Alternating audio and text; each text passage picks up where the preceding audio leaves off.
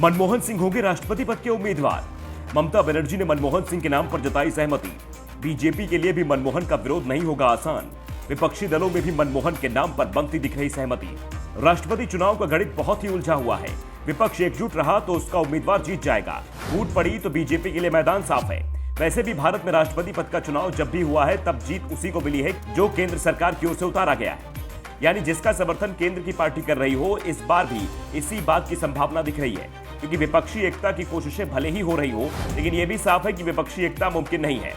आंध्र प्रदेश की सत्ताधारी वाईएसआर कांग्रेस और ओडिशा की सत्ताधारी बीजू जनता दल तो यही संकेत दे रहे हैं कि वो एनडीए उम्मीदवार का समर्थन कर सकते हैं। वैसे ममता बनर्जी ने 15 जून को 22 विपक्षी दलों की जो बैठक बुलाई है उसमें इन दोनों को बुलाया गया है, लेकिन ये दल शामिल होंगे इस पर संदेह है। वैसे ममता की कोशिश तो वामपंथी दलों ने ही कमजोर कर दी है। सीपीएम महासचिव सीताराम येचुरी और सीपीआई केडी राजा ने साफ साफ कर दिया है कि वो ममता की बुलाई बैठक से दूर रहेंगे।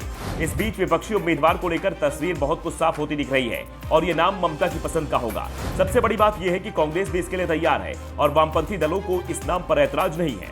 और सबसे बड़ी बात यह कि बीजेपी के लिए विरोध करना भी मुश्किल हो जाएगा। जो नाम सबसे आगे चल रहा है वो पूर्व प्रधानमंत्री मनमोहन सिंह का है।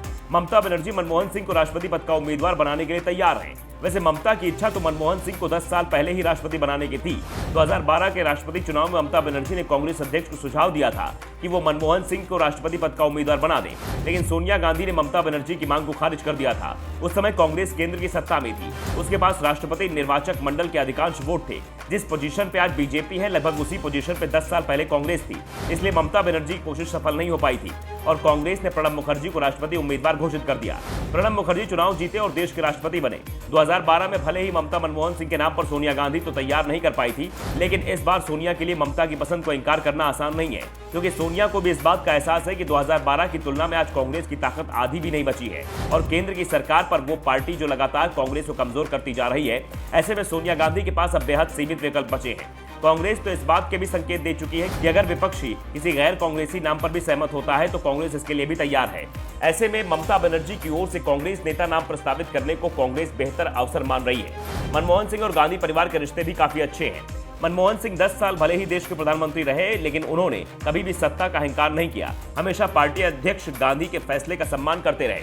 अब गेंद मनमोहन सिंह के पाले में है, वो राष्ट्रपति पद का उम्मीदवार बनना पसंद करेंगे या नहीं, क्योंकि मनमोहन सिंह की उम्र 89 साल है। इस उम्र में वो राष्ट्रपति पद की जिम्मेदारी संभाल पाएंगे, इस पर जरूर सवाल है। वैसे ममता की ओर से सोनिया गांधी को एक नाम और सुझाया गया है और वो नाम है गुलाम नबी आजाद का। आजाद की तारीफ पीएम मोदी भी कर चुके हैं। संसद सदस्य के रूप में उनका लंबा अनुभव रहा है, लेकिन आजाद के नाम पर राहुल गांधी और प्रियंका गांधी तैयार नहीं है। अगर कांग्रेस आजाद के नाम पर तैयार नहीं होती है तो फिर राष्ट्रपति पद का विपक्षी उम्मीदवार गैर कांग्रेसी होगा। इस बीच केंद्र सरकार ने भी राष्ट्रपति चुनाव में सर्वसम्मति बनाने की कोशिश शुरू कर दी है। केंद्रीय मंत्री राजनाथ सिंह और बीजेपी के अध्यक्ष जेपी नड्डा को विपक्ष के साथ बातचीत का जिम्मा सौंपा गया है। वैसे इस बात की संभावना बेहद कम है कि विपक्ष के साथ सरकार की सहमति किसी नाम पर बन पाएगी।